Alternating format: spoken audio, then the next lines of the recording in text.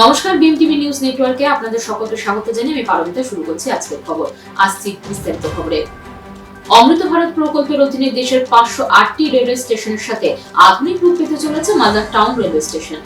অমৃত ভারত প্রকল্পের অধীনে দেশের 508টি রেলওয়ে স্টেশনের সাথে আধুনিক রূপ পেতে চলেছে মালদা টাউন রেলওয়ে স্টেশন।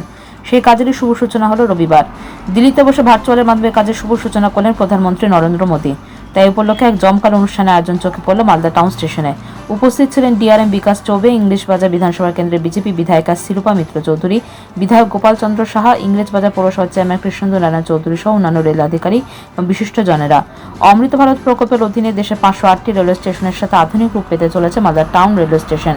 আধুনিক রূপে সাজিয়ে তোলা হবে গোটা স্টেশন। যাত্রী পরিষেবা কোনো খামতি থাকবে না, জানালেন বিজেপি বিধায়িকা শিরূপা মিত্র চৌধুরী।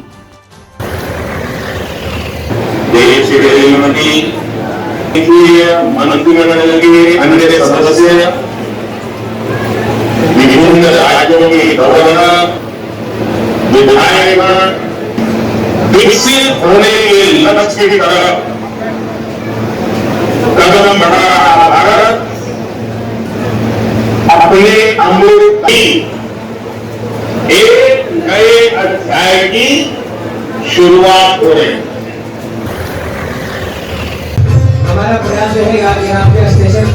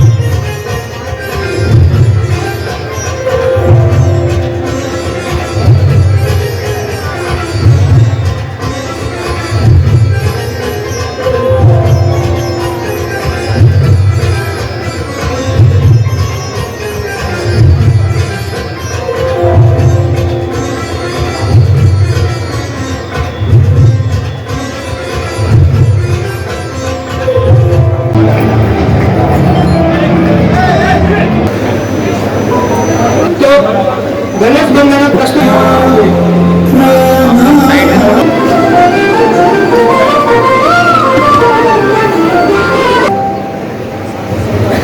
अगर आपने अभी माननीय प्रधानमंत्री को सुना तो उन्होंने विस्तृत जानकारी दी है कि अमृत काल में अमृत भारत स्टेशन की जो स्कीम लागू की गई है उसमें क्या क्या चीज़ें हम लोग लाने वाले हैं, और आपका जो मालदा स्टेशन है उसके बारे में भी अभी एक प्रेजेंटेशन दिखाया गया था जिसमें न केवल जो छोटी छोटी चीज़ें जो करी जा रही हैं इस स्कीम के तहत उनके बारे में जानकारी दी है, बल्कि ये भी दिखाया कि उसका जो फाइनल ढांचा होगा वो देखने में कैसा लगेगा।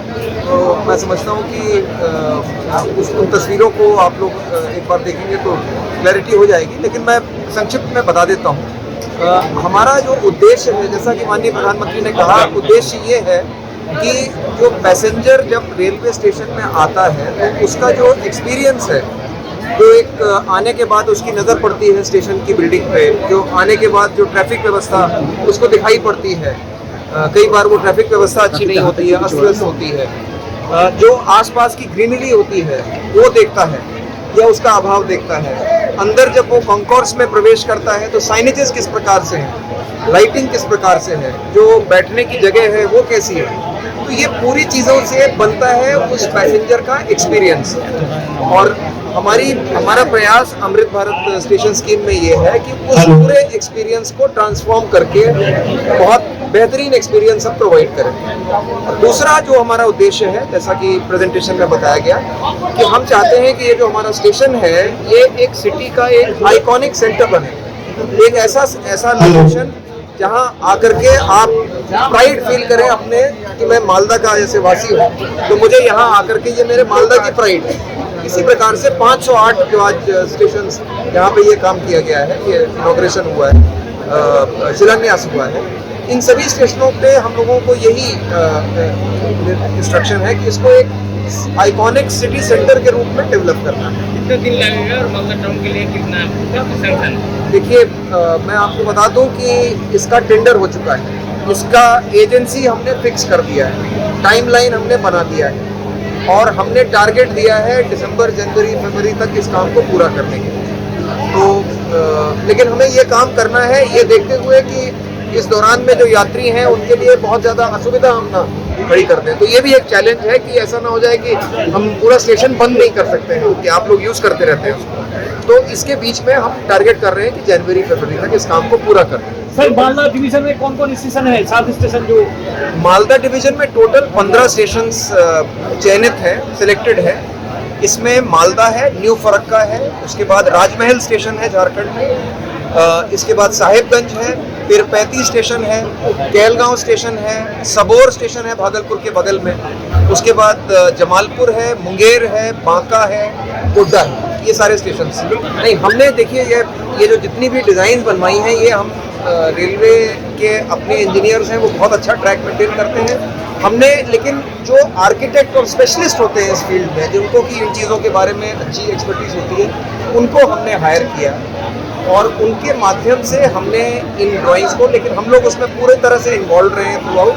और लोकल जैसे यहाँ की जो हेरिटेज है वॉर से रिलेटेड और बाकी चीज़ें जितनी हैं, आपने जो हमारी फिल्म है उसमें भी देखा होगा कि उसने ये हमने फिल्म आर्किटेक्ट से ही बनवाई है, वो फिल्म में उसने झलक दी है कि कितनी चीज़ों ने उसको इंस्पायर किया है, लोकल चीज़ों ने जो उसको इंस्पायर किया है, तो वो सब रहेगा। পাথর ছাড়াই প্রতিকার সম্ভব। মালদার প্রাচীনতম ভৃগু বংশ জ্যোতিষী পণ্ডিত এস শাস্ত্রী।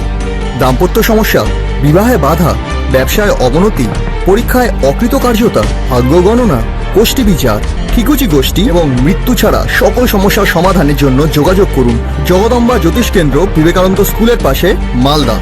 মোবাইল 09733027832 অথবা 09332056956।